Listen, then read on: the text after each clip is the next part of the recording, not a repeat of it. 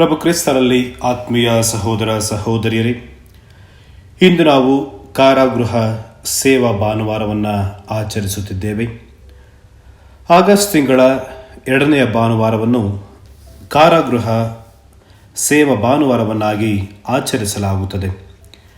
ಹಿಟ್ಲರ್ನ ಹಿಂಸಾಕೃತ್ಯಗಳಲ್ಲೊಂದಾದ ಆಶ್ವಿಚ್ನ ಯಾತನಾ ಶಿಬಿರದಲ್ಲಿ ಸಂತ ಮ್ಯಾಕ್ಸಿಮಿಲಿಯನ್ ಕೋಲ್ಬೆಯವರ ವೀರ ಮರಣ ಮತ್ತು ಬಲಿದಾನದ ಸ್ಮರಣೆಯಾಗಿ ಈ ಭಾನುವಾರವನ್ನು ಕಾಯ್ದಿರಿಸಲಾಗಿದೆ.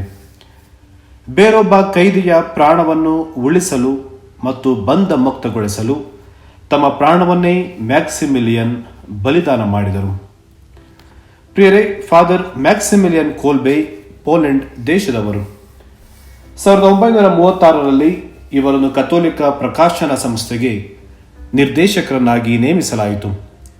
ತಮ್ಮ ನಾಜಿ ವಿರೋಧಿ ಧೋರಣೆ ಪ್ರಕಟಣೆಗಳಿಂದ 1939ರಲ್ಲಿ ಬಂಧಿತರಾಗಿ ನಂತರ ಬಿಡುಗಡೆಯಾದರೂ 1941ರಲ್ಲಿ ಯಹೂದಿ ನಿರಾಶ್ರಿತರಿಗೆ ಸಹಾಯ ಮಾಡುತ್ತಿದ್ದ ಆರೋಪ ಹೊತ್ತು ನಾಜಿ ಪಡೆಯಿಂದ ಮತ್ತೊಮ್ಮೆ ಬಂಧಿತರಾಗುತ್ತಾರೆ. 2ನೇ ಬಾರಿ ಬಂದಿಯಾಗಿ ಸೆರೆಮನೆಯಲ್ಲಿದ್ದಾಗ ನಡೆದ ಒಂದು ಘಟನೆ. ಜುಲೈ 24, 1941ರಂದು ನಾಜಿ ಶಿಬಿರವಾದ ಆಸ್ವಿಚ್ ಎಂಬ ಶಿಬಿರದಿಂದ ಒಬ್ಬ ಬಂದಿ ತಪ್ಪಿಸಿಕೊಂಡು ಹೋಗ್ತಾನೆ. ನಾಜಿಗಳ ನಿಯಮದ ಪ್ರಕಾರ ಒಬ್ಬ ಬಂದಿ ತಪ್ಪಿಸಿಕೊಂಡು ಹೋದನೆಂದರೆ 10 ಮಂದಿಯನ್ನು ಒಂದೇ ಕೋಣೆಯಲ್ಲಿ ಕೂಡಿ ಹಾಕಿ ಹಸಿವಿನಿಂದ ಸಾಯಿಸುತ್ತಿದ್ದರು. ಹಾಗಾಗಿ ನಾಜಿ ಸೈನಿಕರು ಈ 10 ಮಂದಿಯನ್ನು ಆಯ್ದು ಏಕಾಂತ ಕೋಣೆಗೆ ತಳ್ಳುತ್ತಾರೆ. ಇವರಲ್ಲೊಬ್ಬ ಫ್ರಾನ್ಸಿಸೆಕ್ ಎಂಬುವನು 9 ಮಕ್ಕಳ ತಂದೆ. ಆತ ಗೋಳಾಡುತ್ತಾ, ದೇವರೇ, ನನ್ನನ್ನು ಕಾಪಾಡಿ, ನನ್ನ ಹೆಂಡತಿ ಮತ್ತು ಮಕ್ಕಳ ಗತಿ ಏನಾಗುತ್ತದೆ ಎಂದು ಅಳುವುದನ್ನು ಕಂಡು ಫಾದರ್ ಮ್ಯಾಕ್ಸಿಮಿಲಿಯನ್ ಕೋಲ್ಬೆ ಕನಿಕರದಿಂದ ಅವನ ಬದಲಿಗೆ ತಾನು ಹೋಗಲು ಮುಂದೆ ಬರುತ್ತಾರೆ. ನಾನೊಬ್ಬ ಕಥೋಲಿಕ ಧರ್ಮಗುರು, ಈತನಿಗೆ ಹೆಂಡತಿ ಮಕ್ಕಳಿದ್ದಾರೆ, ಇವರ ಸ್ಥಳವನ್ನು ನಾನು ತೆಗೆದುಕೊಳ್ಳಲು ಬಯಸುತ್ತೇನೆ ಎಂದು ಅವನ ಪರವಾಗಿ ತಾವು ಮುಂದೆ ಹೋಗಿ ಹಸಿವು ಮತ್ತು ಸಾವಿನೆಡೆಗೆ ನಡೆಯುತ್ತಾರೆ. ಪ್ರಿಯರೇ, ಶಿಬಿರದ ಸೆರೆಯಲ್ಲೂ ಫಾದರ್ ಕೋಲ್ಬೆ ಇತರರಿಗೆ ಆದರ್ಶ ಮತ್ತು ಸ್ಫೂರ್ತಿಯಾಗಿದ್ದರು. ಹಸಿವಿಗೆ ನಡೆದ ಮೇಲೆ ತನ್ನ ಜೊತೆ ಇದ್ದವರೆಲ್ಲ ಹಂತ ಹಂತವಾಗಿ ಹಸುವಿನಿಂದ ಸತ್ತರೂ ಫಾದರ್ ಕೋಲ್ಬೆ ಮಾತ್ರ ಇನ್ನೂ ಜೀವಂತವಾಗಿದ್ದರು. ಸಾಯುವ ಸಂದರ್ಭದಲ್ಲಿ ಅವರು ಕಣ್ಣೀರಿಡುವ ಬದಲು ದೇವರ ಗೀತೆಗಳನ್ನು ಹಾಡುತ್ತಾ ದೇವರನ್ನ ಸ್ತುತಿಸುತ್ತಾ ಇದ್ದರಂತೆ. ಹೀಗೆ ಎಲ್ಲರೂ ಸತ್ತರೂ ಇವರು ಸಾಯದಿದ್ದಾಗ ಅಂತಿಮವಾಗಿ ನಾಜಿಗಳ ನಿಯಮದಂತೆ ಇವರಿಗೆ ಕಾರ್ಬೋಲಿಕ್ ಆಸಿಡ್ ಚುಚ್ಚುಮದ್ದು ಕೊಟ್ಟು ಸಾಯಿಸಲಾಗಿತು. ಅದು 1941ರ ಆಗಸ್ಟ್ ತಿಂಗಳು. ಪ್ರಿಯರೇ, ಸಂತ ಮ್ಯಾಕ್ಸಿಮಿಲಿಯನ್ ಕೋಲ್ಬೆ ಒಬ್ಬ ಬಂದಿಯನ್ನು ಅವರ ಕುಟುಂಬಕ್ಕೆ ಮತ್ತೆ ಹಿಂದಿರುಗಿಸಿ ಕೊಡುವುದಕ್ಕೋಸ್ಕರ ತಾನೇ ಬಂದಿಖಾನೆಯಲ್ಲಿ ಪ್ರಾಣವನ್ನು ಅರ್ಪಿಸಿದರು. ಅವರಂತೆ ನಮ್ಮ ಕ್ರೈಸ್ತ ಸಮುದಾಯವು ಕೂಡ ಬಂಧಿತರ ಮತ್ತು ಬಂಧಿತರ ಮನೆಯವರಿಗೆ ನಮ್ಮ ನೆರವನ್ನು, ಸಹಾಯ ಹಸ್ತವನ್ನು ನೀಡಲು ಈ ಭಾನುವಾರ ನಮ್ಮನ್ನು ಸ್ವಾಗತಿಸುತ್ತಿದೆ. ಒಂದು ಬಾರಿ ಕೈದಿಯಾದರೆ ಯಾವಾಗಲೂ ಕೈದಿಯೇ ಎಂಬ ಮಾತನ್ನು ನಾವು ಕೇಳಿಸಿಕೊಂಡಿದ್ದೇವೆ. Once a prisoner always a prisoner ಎಂದು. ಇದು ಸತ್ಯಕ್ಕೆ ದೂರವೇನಲ್ಲ. ಏಕೆಂದರೆ ಒಬ್ಬ ವ್ಯಕ್ತಿಯು ವಿಚಾರಣಾ ಕೈದಿಯಾಗಿದ್ದರೂ ಅಥವಾ ತೀರ್ಪಿಗಾಗಿ ಕಾಯುತ್ತಿರುವ ಕೈದಿಯಾಗಿದ್ದರೂ ಆತ ಅಥವಾ ಆಕೆಯನ್ನು ಕೈದಿ ಎಂದೇ ಗುರುತಿಸಲಾಗುತ್ತದೆ. ಕೈದಿ ಎಂಬ ಹಣೆಪಟ್ಟಿ ಉಳಿದು ಬಿಡುತ್ತದೆ. ಅನ್ಯಾಯದ ಬಂಧನಕ್ಕೊಳಗಾಗಿ ಅಥವಾ ಅಪರಾಧಿ ಎಂದು ಪರಿಗಣಿಸಲ್ಪಟ್ಟವರ ಅವಸ್ಥೆ, ಪರಿಸ್ಥಿತಿ ಎಂತಹದೆಂದು ನಮ್ಮಲ್ಲಿ ಅನೇಕರಿಗೆ ಊಹಿಸಿಕೊಳ್ಳಲು ಕಷ್ಟ. ಅಂಥವರ ನೋವು ಕೇವಲ ದೈಹಿಕವಾದುದಷ್ಟೇ ಅಲ್ಲದೆ ಮಾನಸಿಕ ಹಾಗೂ ಭಾವನಾತ್ಮಕವಾದುದು. ಕೈದಿಗಳಿಗೂ ಬಂಧನದಿಂದ ಬಿಡುಗಡೆಗೊಂಡು ಸಮಾಜದ ಮುಖ್ಯ ವಾಹಿನಿಯಲ್ಲಿ ಒಂದಾಗಿ ಬೆರೆತು ಹೋದರೂ ಅಂಥವರ ಕುಟುಂಬಗಳು ಬಹಿಷ್ಕಾರ ಮತ್ತು ತಾರತಮ್ಯಕ್ಕೆ, ಶೋಷಣೆಗೆ ಒಳಗಾಗುತ್ತಿವೆ.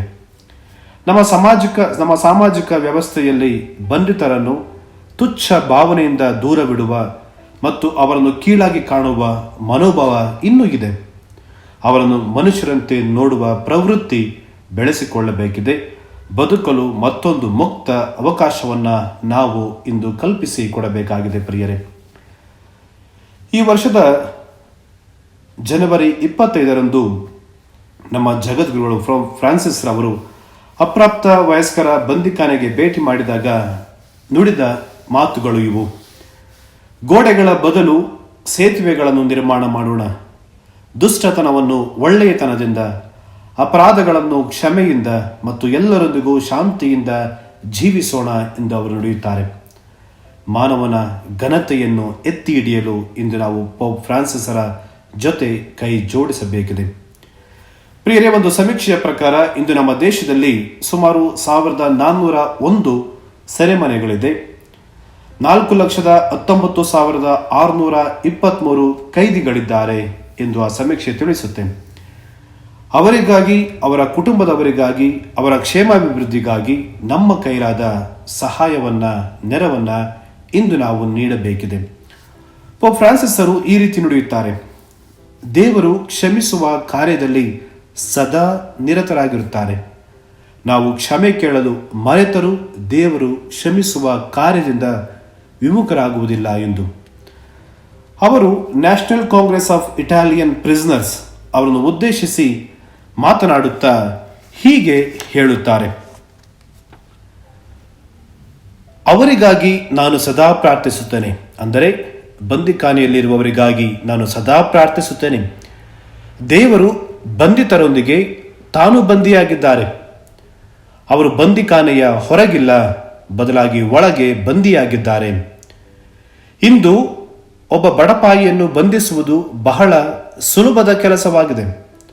ಆದರೆ ಕೆಟ್ಟ ಕೆಲಸ, ಅನ್ಯಾಯ, ಅಕ್ರಮ ಮಾಡಿದ ದೊಡ್ಡ ಮನುಷ್ಯರು, ಸಮಾಜದಲ್ಲಿ ದೊಡ್ಡ ವ್ಯಕ್ತಿ ಎನಿಸಿಕೊಂಡ ಸ್ವಾರ್ಥ ಮನುಷ್ಯರನ್ನ ಬಂಧಿಸುವುದು ಸುಲಭದ ಕೆಲಸವಲ್ಲ ಎಂದು ಪೋಪ್ ನುಡಿಯುತ್ತಾರೆ. ದೇವರಿಲ್ಲದ ಸ್ಥಳವು ಯಾವುದೂ ಇಲ್ಲ. ದೇವರನ್ನು ನಂಬಿದ ಭಕ್ತರನ್ನು ಅವರು ಎಂದಿಗೂ ಕೈ ಬಿಡುವುದಿಲ್ಲ. ನಂಬಿದವರಿಗೆ ಎಂದೆಂದೂ ತಂದೆ ತಾಯಿಗಳ ಪ್ರೀತಿಯನ್ನು ತೋರುತ್ತಾ ಅವರು ಸದಾ ದಾರಿದೀಪವಾಗಿರುತ್ತಾರೆ ಎಂದು ಪೋಪರು ನುಡಿಯುತ್ತಾರೆ. ಪ್ರಿಯರೇ, ಪೋಪರ ಆದೇಶದಂತೆ ಅವರ ಮಾರ್ಗದರ್ಶನದಲ್ಲಿ ನಾವು ಈ ಬಂದಿಗಳೊಂದಿಗೆ ಇದ್ದು ಅವರ ಮನ ಪರಿವರ್ತನೆಗಾಗಿ, ಅವರನ್ನು ಸಮಾಜದಲ್ಲಿ ಉತ್ತಮ ಪ್ರಜೆಗಳನ್ನಾಗಿ ರೂಪಿಸುವುದಕ್ಕಾಗಿ, ಅವರಿಗೆ ನೆರವನ್ನು ನೀಡುವುದಕ್ಕಾಗಿ ನಾವು ಮುಂದೆ ಬರಬೇಕಾಗಿದೆ. ಪ್ರಿಯರೇ, ಲೂಕನ ಶುಭ ಸಂದೇಶ ಅಧ್ಯಾಯ 5 ವಾಕ್ಯ 32ರಲ್ಲಿ ಯೇಸು ಸ್ವಾಮಿ ಈ ರೀತಿ ನುಡಿಯುತ್ತಾರೆ: ನಾನು ಬಂದಿರುವುದು ಧರ್ಮಿಷ್ಠರನ್ನ ಕರೆಯುವುದಕ್ಕಲ್ಲ, ಪಶ್ಚಾತ್ತಾಪಪಟ್ಟು ಪಾಪಕ್ಕೆ ವಿಮುಖರಾಗಿ ದೇವರಿಗೆ ಅಭಿಮುಖರಾಗಿರಿ ಎಂದು ಪಾಪಿಷ್ಠರನ್ನು ಕರೆಯುವುದಕ್ಕೆ ಎಂದು. ಮತ್ತಾಯನ ಶುಭ ಸಂದೇಶ ಅಧ್ಯಾಯ 25 ವಾಕ್ಯ 36ರಲ್ಲಿ ಯೇಸು ಸ್ವಾಮಿ ಈ ರೀತಿ ನುಡಿಯುತ್ತಾರೆ: ನಾನು ಸೆರೆಮನೆಯಲ್ಲಿದ್ದೆ, ಬಂದಿಯಾಗಿದ್ದೆ, ನೀವು ನನ್ನನ್ನು ಸಂಧಿಸಲು ಬಂದಿರಿ ಎಂದು ನುಡಿಯುತ್ತಾರೆ. ಪ್ರಿಯರೇ, ಲೂಕನ ಶುಭ ಸಂದೇಶ ಅಧ್ಯಾಯ 15ರಲ್ಲಿ ಯೇಸು ಸ್ವಾಮಿ 3 ಸಾಮರ್ಥಿಗಳನ್ನು ನುಡಿಯುತ್ತಾರೆ: ಕಾಣದೆ ಹೋದ ಕುರಿ, ಕಾಣದೆ ಹೋದ ನಾಣ್ಯ ಮತ್ತು ದುಂದುಗಾರನ ಮಗನ ಸಾಮತಿ.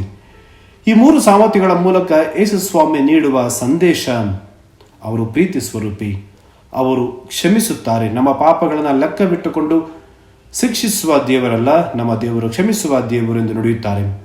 ಈ ಮೊದಲ ಸಾಮರ್ಥ್ಯದಲ್ಲಿ ನಾವು ನೋಡುತ್ತೇವೆ, ಕಾಣದೆ ಹೋದ ಕುರಿ. ಕಳೆದು ಹೋದ ಕುರಿ ಸಿಕ್ಕಿದಾಗ ಜನರು ಸಂತೋಷ ಪಡುತ್ತಾರೆ. ಕಳೆದು ಹೋದ ನಾಣ್ಯ ಸಿಕ್ಕಿದಾಗ ಸಂತೋಷ ಪಡುತ್ತಾರೆ. ಆದರೆ ಕಳೆದು ಹೋದ ಮಗ ಮನ ಪರಿವರ್ತನೆ ಹೊಂದಿ ಪುನಃ ಹಿಂದಿರುಗಿ ಬಂದಾಗ ಅವರು ಸಂತೋಷ ಪಡುವುದಿಲ್ಲ, ಅವನನ್ನು ದೂರ ಇಡಲು ಬಯಸುತ್ತಾರೆ. ಇಲ್ಲಿ ಕ್ರಿಸ್ತ ಹೇಳುವುದು, ಒಬ್ಬ ಪಾಪಿ ಮನ ತಿರುಗಿ ಒಳ್ಳೆಯ ವ್ಯಕ್ತಿಯಾಗಿ ಜೀವಿಸಲು ಬಂದಾಗ ನಾವು ಅವನಿಗೆ ಒಂದು ಅವಕಾಶವನ್ನು ನೀಡಬೇಕು. ಆತನ ಪಾಪಗಳನ್ನು ಕ್ಷಮಿಸಬೇಕು. ಕೈದಿಯ ಹಣೆಪಟ್ಟಿಯನ್ನು ತೆಗೆದುಹಾಕಿ ಹೊಸ ಮನುಷ್ಯನಾಗಿ ಜೀವಿಸೋದಕ್ಕೆ ಅವಕಾಶ ಮಾಡಿಕೊಡಬೇಕು ಎಂದು ನುಡಿಯುತ್ತಾರೆ. ಪ್ರಿಯರೇ, ಒಮ್ಮೆ ಒಬ್ಬ ಕೈದಿ ಶಿಕ್ಷೆಗೆ ಗುರಿಯಾದರೆ ಅದು ಸಾರ್ವಜನಿಕರಿಗೆ ಮುಗಿದು ಹೋದ ವಿಷಯ, ಆದರೆ ದೇವರಿಗೆ ಮುಗಿದು ಹೋದ ವಿಷಯವಲ್ಲ. ಇದೊಂದು ಹೊಸ ಜೀವನದ ಉಗಮಕ್ಕೆ ಹಾದಿ. ಹಾಗಾಗಿ ನಮ್ಮಲ್ಲಿ ನಮ್ಮ ವರ್ತನೆ, ನಮ್ಮ ದೃಷ್ಟಿಕೋನ ಇಂದು ಬದಲಾಗಬೇಕಿದೆ. ಹಿಬ್ರಿಯರಿಗೆ ಬರೆದ ಪತ್ರ ಅಧ್ಯಾಯ 13 ವಾಕ್ಯ 3 ಈ ರೀತಿ ನುಡಿಯುತ್ತೆ: ಸೆರೆಯಲ್ಲಿರುವವರನ್ನು ಸ್ಮರಿಸಿಕೊಳ್ಳಿರಿ, ಅವರ ಸಂಗಡ ನೀವು ಸೆರೆಯಲ್ಲಿರುವಂತೆ ಭಾವಿಸಿಕೊಳ್ಳಿ, ಅನ್ಯಾಯಕ್ಕೆ ಒಳಗಾಗಿರುವವರನ್ನು ಜ್ಞಾಪಕದಲ್ಲಿಟ್ಟುಕೊಳ್ಳಿ. ಅನ್ಯಾಯಕ್ಕೆ ಒಳಗಾಗಬಲ್ಲ ದೇಹವೊಂದು ನಿಮಗೂ ಸಹ ಇದೆಯಲ್ಲವೇ ಎಂದು. ಕ್ರಿಸ್ತ ಎಲ್ಲರನ್ನು ಪ್ರೀತಿಸುತ್ತಾರೆ. ಎಲ್ಲರೂ ದೇವರ ದೃಷ್ಟಿಯಲ್ಲಿ ಅಮೂಲ್ಯರು ಹಾಗೂ ಪ್ರೀತಿಯ ಮಕ್ಕಳಾಗಿದ್ದಾರೆ.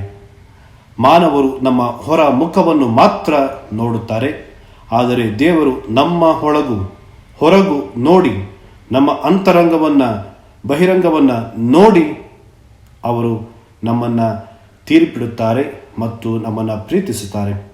ಯೇಸುಸ್ವಾಮಿ ಈ ಭೂಲೋಕಕ್ಕೆ ಬಂದದ್ದೇ ಪಾಪಿಗಳ ರಕ್ಷಣೆಗಾಗಿ.